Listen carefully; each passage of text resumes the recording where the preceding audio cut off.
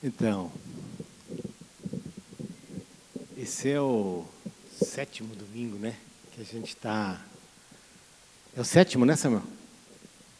O 7º domingo que a gente está falando sobre Apocalipse aqui na igreja.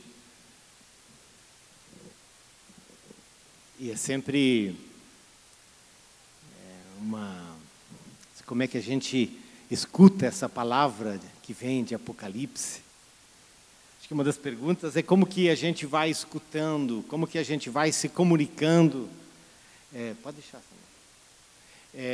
E há diferentes jeitos de a gente se comunicar, né, no decorrer do tempo, no decorrer da nossa vida, da nossa história, né? Essa semana eu fui lá para os arquivos, eu fui para o armário da Cileda. A Cileda estava com a Liliane num retiro de silêncio essa semana, e eu disse, puxa, eu queria encontrar esse troço que caiu aqui.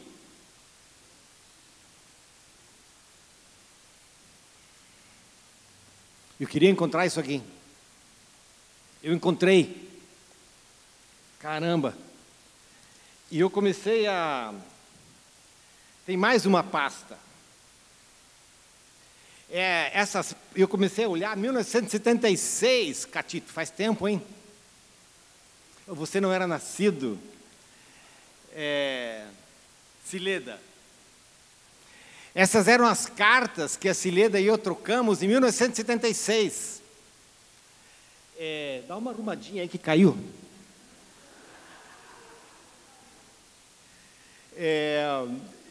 A gente começou a namorar aqui em Curitiba em 76, foi em janeiro. E aí a Cileda foi para o Maranhão, para São Luís, e ela cuidava da Aliança Bíblica Universitária, dos estados lá do norte, do nordeste, Maranhão até a Amazônia, e eu ficava aqui, Santa Catarina, Paraná, Rio Grande do Sul, e a gente começou a namorar, e aí ela foi para lá, e aí nós começamos a escrever cartas. São essas cartas aí, né? E eu comecei a dar uma olhada em algumas dessas cartas. Churu, que você não estava aí, né? Mas foi emocionante ver, né, algumas dessas coisas, que tem de tudo. A gente estava preparando o casamento por cartas. E claro que alguns de vocês vão dizer, puxa, eu não sei nem o que é esse negócio de cartas. E aí eu encontrei uma poesia dela. Aliás, eu queria dizer que eu tenho autorização dela para falar dessas coisas aqui, tá bem? Mas a poesia dela diz assim, é tempo, e essa poesia ela escreveu 4 anos depois. Dizem que o tempo apaga da memória, marcas que o tempo sem querer deixou. Por mais que o tempo passe a nossa história, porém o tempo... tem alguma coisa errada aqui. Dizem que o tempo apaga da memória marcas que o tempo sem querer deixou. Por mais que o tempo passe a nossa história, porém o tempo jamais desbotou. Aí depois ela continua, e eu pedi só autorização para esse primeiro verso, porque depois fala de algumas coisas muito mais nossas aí, não é? Que fala do tempo, fala da relação, fala de uma construção de vida. E esse ano, Cileda e eu temos 40 anos de vida de casados, né? A gente guarda essas cartas, a Cileda bota lá nas pastas, né? Pastas. Né? E eu fiquei pensando nessa semana, e eu disse, mas se eu gosto de olhar essas cartas, e essas cartas me trazem determinadas imagens, memórias, que é simplesmente coisas do nosso relacionamento, da minha história e da Cileda. Hoje à noite, nesse culto, nós queríamos dizer que Deus fala com a gente. Deus fala com a gente de diferentes jeitos e de diferentes maneiras. E essa palavra que Deus fala para nós, tem momentos que Ele diz para nós, escreve. Precisa escrever, como para registrar. E eu fui para a Bíblia. E diz, olha, lá em Êxodo, Deus diz, escreva isso num rolo. Em Deuteronômio, escreva nas batentes das portas. Em Isaías, escreva numa tábua. Escreva-se isso para as futuras gerações. Escreva isso, pois estas palavras são verdadeiras e dignas de confiança. E uma das coisas que Deus faz, Deus manda cartas. Deus manda cartas. Essas cartas que eu trouxe aqui para nós nessa noite, minha e da Cileda, fazem parte da nossa história. Como eu disse, lá estão registrados, eu vi lá coisas de preparando o casamento, e a gente não tinha grana mesmo, então era tudo contadinho, olha, faz isso com detalhes da nossa vida. Deus manda cartas. E ao mandar cartas, Ele quer se comunicar conosco. Ele quer falar conosco. E essa comunicação de Deus conosco, ela quer ser uma comunicação intensa, ela quer ser uma comunicação verdadeira. E uma das coisas que eu pensei nessa semana, disse, mas será que me emociona olhar uma carta que Deus manda para mim? Será que quando eu olho as cartas que Deus me manda, as palavras que Deus pronuncia para mim, elas são palavras que tocam o meu coração, que me fazem voltar à minha memória, à minha história? Quem de vocês lembra da primeira vez que você teve essa experiência, onde você sentiu, onde você sabia, onde você discerniu, Deus tem uma palavra para mim? E que essa palavra que Deus tem para você e para mim, ela é uma palavra que orienta a nossa vida, ela é uma palavra que dá sentido para a nossa vida, ela é uma palavra que abre as portas da esperança, ela é palavra de Deus.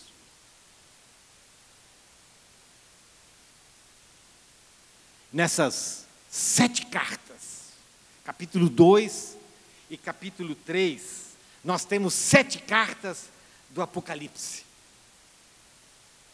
E todas essas cartas, elas começam de uma forma similar. As cartas são diferentes, mas elas começam do mesmo jeito.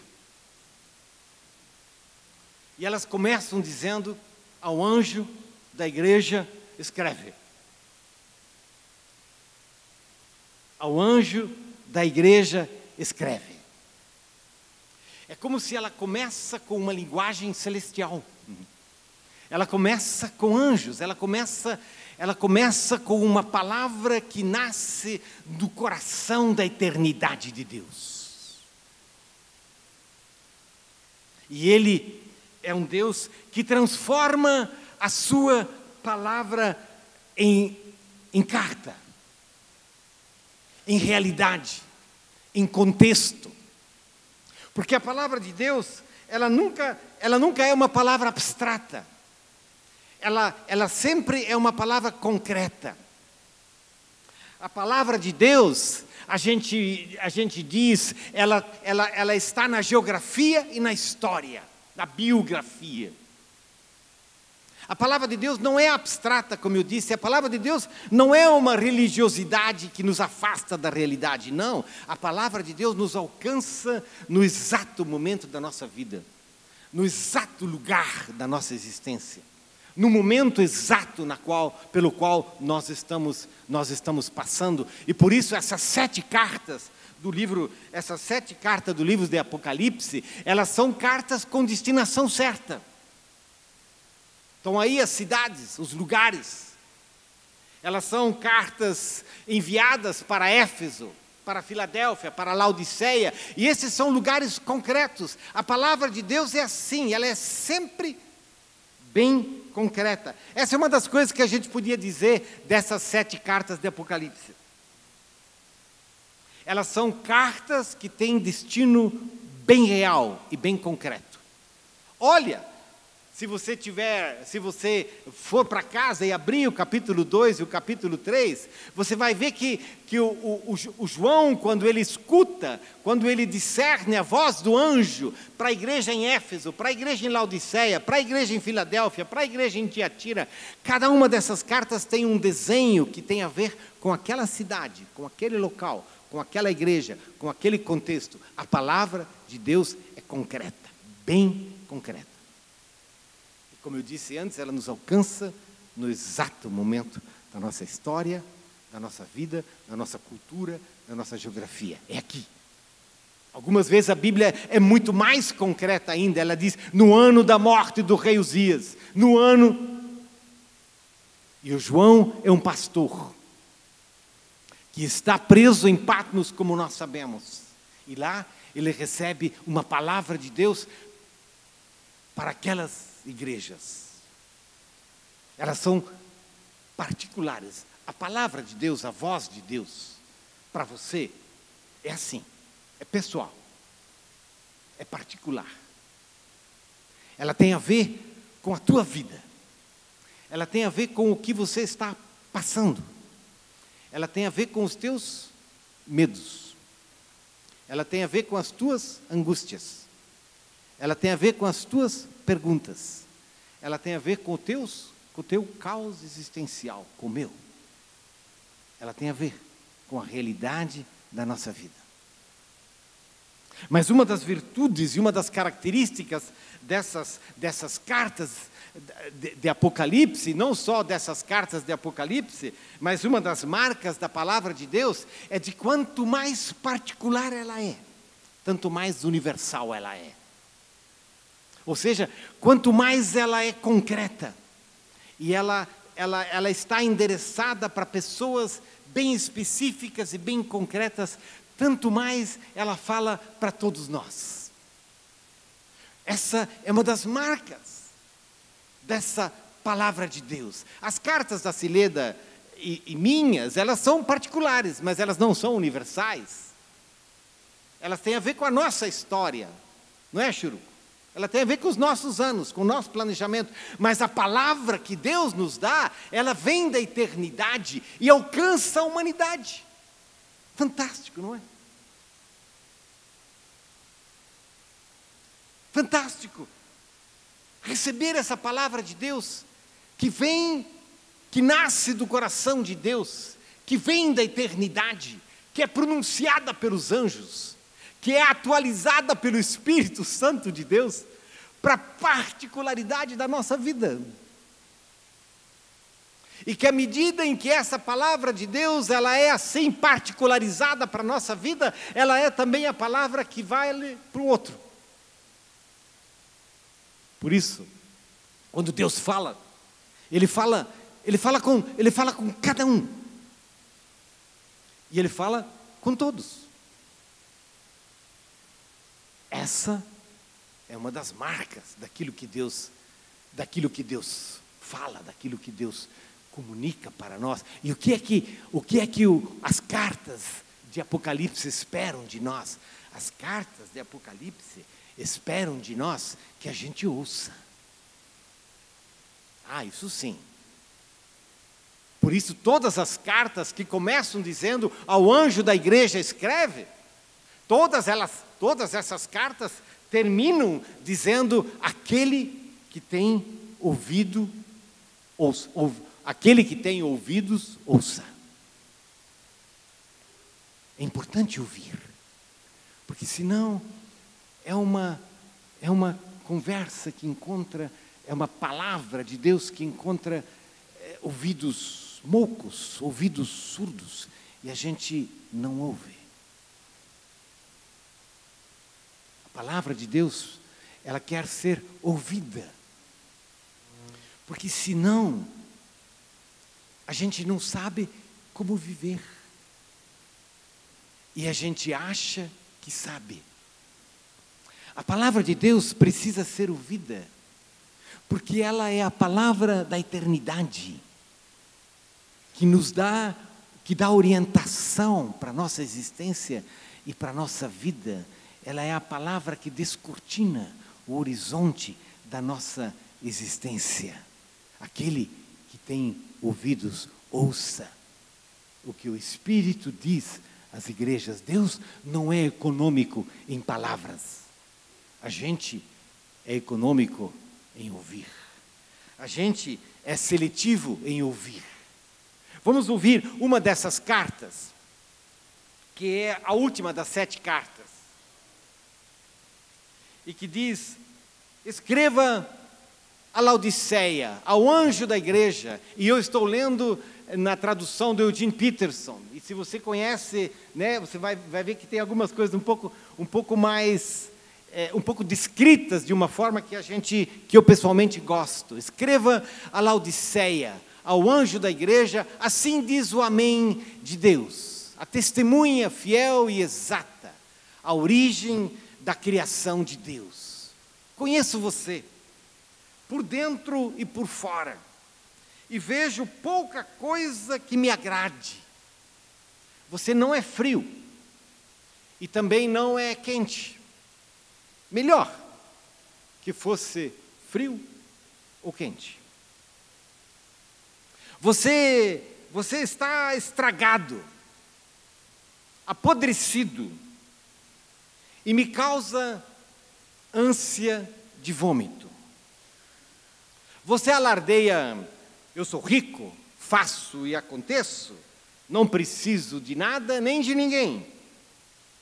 Mas você é desprezível. Um mendigo cego, esfarrapado e sem casa. Saiba o que quero que você faça. Compre ouro de mim, ouro refinado pelo fogo, então você será rico. Compre roupas de mim, roupas desenhadas no céu. Você já andou por aí seminu por muito tempo. E compre de mim remédio para os olhos, assim poderá ver, enxergar de verdade. Costumo chamar a realidade, a responsabilidade, aliás, aqueles a quem amo, para incentivar, corrigir e guiar, para que vivam da melhor maneira. Levante-se então, faça meia volta, busque a Deus, olhe para mim. Estou batendo a porta. Se você ouvir meu chamado e abrir a porta, vou entrar e jantar com você. Os vencedores vão se sentar comigo à cabeceira da mesa. Assim como eu, depois de vencer, tomei o lugar de honra ao lado do meu Pai. Desculpe. Assim como eu, depois de vencer, tomei o lugar de honra ao lado do meu Pai. Esse é o meu presente aos vencedores. Seus ouvidos estão abertos? Então, ouça. Ouça as palavras do vento. O Espírito soprando através das igrejas.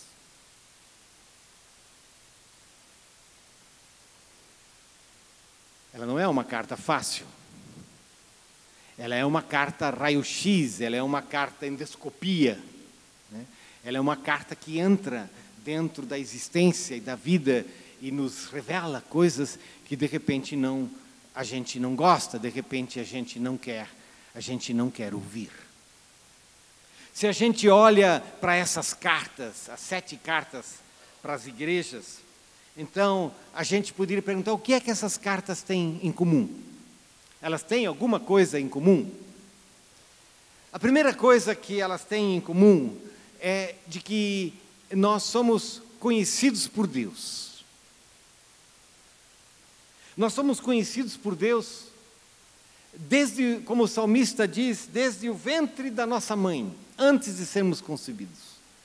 Nós somos conhecidos por Deus em cada detalhe da nossa existência, em cada capítulo da nossa existência. Às vezes, a gente não gostaria de ser conhecido assim por Deus.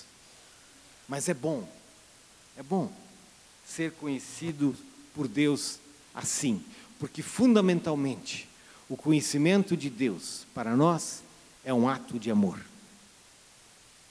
Porque Deus, ao nos conhecer, está dizendo que Ele se importa conosco. Ao nos conhecer, Deus está dizendo que Ele quer o melhor para nós.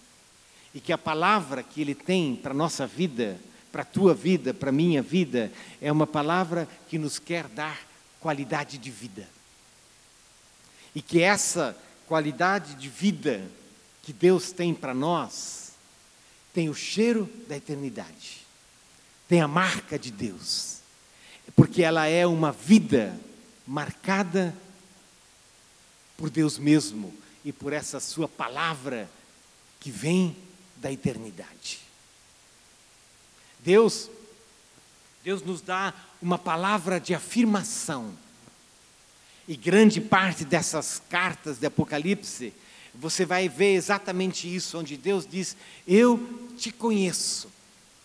E essa é uma das coisas que mais aparecem nas diferentes cartas, que Deus diz, eu te conheço, igreja em Éfeso. Eu te conheço, igreja em Tiatira. Eu te conheço, igreja na Filadélfia. Eu te conheço, eu sei da tua luta. Eu sei das tuas dificuldades. Eu sei dos teus sofrimentos. Eu sei. E eu não apenas sei, o meu conhecimento não é distante. O meu conhecimento é proximidade. Eu te conheço, por isso eu estou junto a você. E eu estou com você, em meio às tuas experiências de vida. E eu queria afirmar você. A gente sabe como é importante a afirmação na nossa vida. E os que estão aqui da minha família sabem o quanto eu tenho dificuldade de afirmar, porque sempre podia ser um pouco melhor, não é? E Deus diz, não, eu te afirmo. Eu te afirmo. Essas cartas, elas são um convite para a fidelidade. Seja fiel. Persevere. É uma das outras palavras que está presente em diferentes cartas. Seja fiel. Persevere. Porque a vocação que Deus tem para nós, para você e para mim, é para a nossa vida toda. É para a nossa vida toda. Deus quer que a gente caminha com Ele a vida toda, até o fim. E por último, as cartas, elas nos convidam para o arrependimento. E elas nos convidam para a conversão. E as palavras que Deus tem para nós podem ser palavras duras. E Deus diz, eu estou cansado. Em algumas dessas cartas, Deus diz, eu estou cansado desse teu jeito de viver a vida e desse teu jeito de viver comigo, que não é quente nem frio. Eu estou cansado de que você acha que eu sou um penduricalho religioso que você pode usar em determinados momentos da tua vida. Eu estou cansado. Eu estou cansado das tuas falsas doutrinas, eu estou cansado desse teu jeito de viver na sociedade que simplesmente explora e tira dos outros. Eu estou cansado, diz Deus. Escuta alguma coisa nova, eu estou te dando uma nova chance. É um convite para o arrependimento. Assim, que nessas cartas, Deus nos dá uma palavra, e a palavra que Ele nos dá é de que nós somos conhecidos por Ele. Nós somos amados por Ele. Ele nos afirma na nossa caminhada de vida e no nosso esforço de sermos fiéis a Ele e fiéis uns aos outros e de viver a vida de uma forma digna. E Ele nos convida a continuamente nos arrependermos, a buscarmos processos de reencontro com Ele para que a nossa vida possa ser renovada, para que a nossa fé possa ser atualizada, para que os nossos passos possam ser firmes. As cartas de Apocalipse, as 7 cartas, elas são cartas específicas enviadas para igrejas que estão tendo dificuldades, que estão lutando com a perseverança, com a fidelidade. E Deus diz: vai em frente, seja fiel. Eu te amo. Me sirva. Ame os seus irmãos e as suas irmãs e dê testemunho na sociedade na qual você vive. Essa é a palavra de Deus de ontem. Essa é a palavra de Deus para nós hoje. Por isso que nós trazemos essas cartas e onde nós ouvimos ao anjo da igreja na comunidade do Redentor em Curitiba. Ao anjo da igreja na comunidade do Redentor em Curitiba. Curitiba é o nosso endereço. E quando a gente diz que a palavra de Deus tem endereço, é exatamente isso. Nós somos chamados a ser a igreja de Jesus Cristo, ouvindo ao anjo que nos traz a palavra de Deus, aqui, nesse lugar, com a nossa história e no nosso contexto, com os nossos 150 anos. A palavra de Deus vem de novo. Qual é a marca dessa comunidade? Como que você sente a essa comunidade? Como que você a discerne? Qual é o lugar dessa comunidade que é nada mais do que você e eu, do que nós? Nós somos essa comunidade. Faz alguns anos, em 2010, alguns de vocês vão lembrar, Joelson, você estava lá?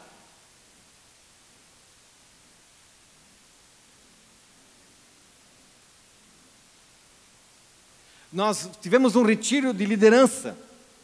E nesse retiro de liderança, nós escrevemos uma carta. E nós dissemos em 2010, o que é que a igreja está ouvindo? Ao anjo da igreja na comunidade do Redentor escreve: assim diz o Redentor que vive e reina sobre a história, sobre todos e sobre cada um. Tenho visto as suas obras. A busca pela palavra pregada com integridade e profundidade. A alegria e gratidão daqueles que servem com coração sincero na diversidade dos ministérios, exercidos com valor, com zelo e valores éticos, de acordo com os dons que Deus distribui a cada um em todas as gerações que eu reuni nessa comunidade. Tenho, porém, contra vocês que não há unidade em seu meio, entre seus grupos, ministérios e gerações. A falta de amor e a falta de perdão se refletem em relacionamentos fragmentados e superficiais. Portanto, busquem e cuidem dos machucados, dos excluídos e dos desamparados, seja emocionalmente, materialmente ou espiritualmente. Acabem com o orgulho, a arrogância e a prepotência no meio de vocês. Vocês são abençoados para abençoar os outros e não para se orgulhar. A igreja que permanece unida e fiel viverá na abundância do meu amor, refletindo este amor em seu meio e para o mundo. Eu lhes dei ouvido para ouvir. Portanto, ouçam o que o Espírito diz à sua igreja, à comunidade do Redentor. Morretes, 20 de junho de 2010. Alguns anos passaram. Eu circulei essa carta à equipe ministerial e disse: a gente ainda concorda com ela? Ainda é essa a palavra? E nós dissemos sim. Algumas coisas sim, mas outras não. Essa carta reflete um momento na vida da igreja que foi um momento tenso, foi um momento de conflitos internos. E nós dissemos: não, esse momento passou. Hoje nós estamos muito mais juntos. Graças a Deus. Porque é verdade. A palavra de Deus, ela é dinâmica. Deus vai falando com a gente nos diferentes momentos da nossa vida. O que será que a gente ouve hoje?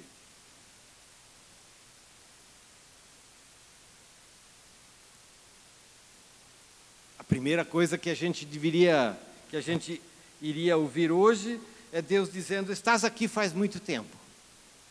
E esse ano nós estamos comemorando os nossos 150 anos. Estás aqui faz muito tempo. Queres ouvir a palavra? E essa é uma marca nossa, que nós queremos ser uma igreja que abre a Bíblia, que lê a Bíblia, que estuda a Bíblia, nos pequenos grupos, nos diferentes encontros que nós temos como igreja, aqui mesmo. Eu acho que a gente podia dizer a verdade, nós queremos ouvir a palavra. Nós priorizamos crianças e jovens entre nós, porque nós achamos que é fundamental investir na vida das crianças e na vida dos jovens.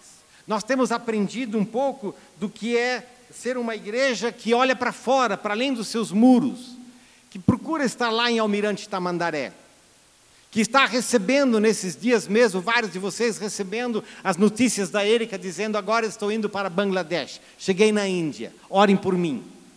Nós estamos aprendendo a ser uma igreja missionária. Seriam essas algumas das marcas nossas? Palavra, história, jovens, crianças, um espírito missionário.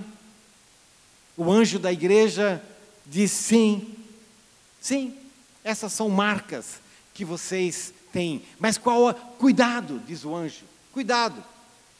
Vocês têm um ouvido seletivo. E esse é um problema e uma tentação enorme para igrejas como as nossas, que são igrejas de centro de cidade, igrejas de classe média alta. A gente tem um ouvido seletivo, a gente quer ouvir a Deus na medida em que Ele fala o que a gente quer. Nós temos um ouvido seletivo, nós gostamos da palavra, mas desde que ela não nos questione muito profundamente, porque nós temos dificuldade com obediência radical. Nós só temos obediências seletivas. Nós fazemos parte de uma igreja que tem uma cultura briguenta e divisionista. Nós não somos uma igreja fácil. Nós somos uma igreja difícil. Nós somos uma igreja de elite, nós somos uma igreja chata, que tem um monte de... É muito difícil fazer qualquer coisa por aqui, porque, nós somos essa igreja, que isso faz parte de uma cultura divisionista, e é interessante, provavelmente entre nós, nesses 150 anos, quem está mais estudando a nossa história é o Marcos, e o Marcos diz isso é assim desde o início, 150 anos, de tempos em tempos a gente briga, de tempos em tempos a gente, estoura, o pessoal vai embora. É um DNA opressor sobre a nossa igreja. Nós temos um espírito de arrogância, e de autossuficiência. Eu ainda anotei hoje de manhã, depois que esse negócio já estava pronto. É interessante como algumas pessoas olham para nós e dizem: não, a Redentor não gosta de fazer nada com ninguém, ela acha que pode fazer tudo sozinha. Ela é arrogante e autossuficiente. A gente dá conta, a gente tem recursos, a gente tem gente, a gente tem potencial. E nós somos uma igreja, uma igreja que ora pouco. Na teoria nós até oramos, na prática muito pouco.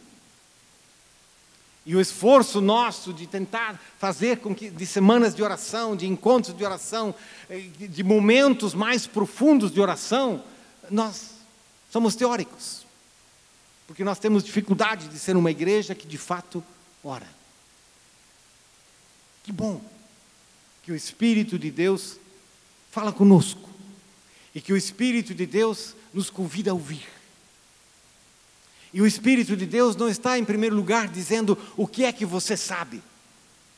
O Espírito de Deus está em primeiro lugar dizendo para nós o que você ouve. O que você ouve? O que é que o Espírito diz? Como que você discerne aquilo que o Espírito diz para nós hoje? Para que nós sejamos uma igreja segundo o coração de Deus. Para que nós sejamos uma igreja que ouve a palavra e a pratica. Para que nós sejamos uma igreja que aprende a orar. Para que nós sejamos uma igreja que seja missionária e vai para fora. Para que nós sejamos uma igreja onde os jovens possam fazer as festas deles aqui. As crianças corram por esses bancos. Que nós sejamos uma igreja para a qual Deus sorri. E ao mesmo tempo, uma igreja em conversão. Contínua conversão. Porque nós nunca estamos prontos, não é? Nós nunca estamos prontos. Deus sempre está falando para nós, dizendo, mas olha, cuidado com isso. Eu não gosto disso, eu detesto isso. E é importante que a gente ouça. Porque se a gente não ouve, a gente não se converte. E se a gente não se converte, a gente não anda nos caminhos de Deus. Hoje, quando você entrou aqui, você recebeu o envelope. E se você não recebeu o envelope, então a gente ainda deve ter de repente nos bancos, dentro desse envelope tem um pequeno papel. Pegue esse papel, por favor. Ao anjo da igreja na comunidade do Redentor, escreva. Se precisa de um envelope, levanta a mão. A gente já vai aqui. Qual é o teu discernimento? O que é que você escuta? O que é que você está escutando? O que é que Deus tem falado com você? O que Deus... De novo, eu não estou pedindo simplesmente, desculpe, o teu resmungo pessoal. Eu estou querendo que você discirna o que o Espírito de Deus está dizendo para nós. Ouça a mim, ouça a minha voz. Quem sabe você quer escrever simplesmente 2 palavras aqui. Uma seria uma palavra, digamos, de afirmação. Alguma coisa que você ouve Deus dizendo, eu gosto disso nessa igreja. E alguma coisa que você diz, essa igreja precisa se converter. Escreva. Escreva. Nós queremos ouvir. Porque uma das coisas que não tem direitos autorais é a palavra de Deus, não é? Deus fala com você, Deus fala comigo. Deus fala para os idosos, Deus fala para as crianças, Deus fala para os jovens. Deus fala, gente. Graças a Deus. E a palavra dele é para todos nós. Discir no seu coração o que é que o Espírito de Deus está dizendo para você hoje e que ele quer dizer para nós, para a nossa igreja, e que nós precisamos ouvir. Nós vamos cantar de novo essa música Tua Vontade. Porque é isso, não é? Tudo de fato se resume a isso. A vontade de Deus. Porque ela é a nossa vida. E eu queria pedir que, se você tiver liberdade, coloque de volta. Claro que você não precisa botar o seu nome aí. Pode até botar, não tem problema. Coloque de volta no envelope. Traga ele aqui. Deposite o seu envelope aqui nesse cesto que está aqui à frente, como um exercício comunitário de ouvir e de discernir. Então, se você tem liberdade, faça isso, venha, traga aqui. Como, de novo, um esforço para que nós sejamos essa comunidade que ouça, porque é muito bom ouvir a Deus. E nós podemos guardar na memória do nosso coração as cartas que Deus nos escreve. E nas cartas que Deus nos escreve, Ele nos diz: eu te amo, eu te conheço, eu me importo com você, persevere, eu quero que você ande no meu caminho. Venha, participe desse discernimento coletivo, ofereça o seu discernimento a nós, a Deus como comunidade, e coloque isso na cesta aqui, se você sentir liberdade para isso, na medida em que nós cantamos mais uma vez, Tua Vontade.